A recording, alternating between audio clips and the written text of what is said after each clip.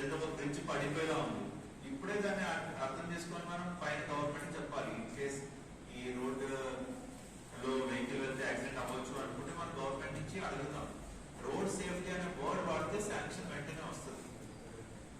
అట్లా routine estimation వేస్తే కుదరదు. ఇక్కడ లాస్ట్ 4 years 5 years లో మెనీ యాక్సిడెంట్స్ రిపోర్ట్ అయింది.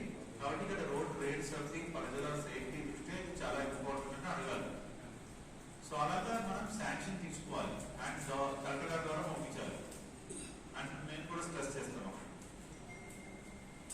అండ్ రోడ్ సేఫ్టీ పరంగా మన ఆర్ఎంపీ కానీ అన్ని డిపార్ట్మెంట్స్ బాగా పనిచేస్తున్నారు. టీం వర్క్ బాగానే ఉంది. ఇంకొంచెం నెక్స్ట్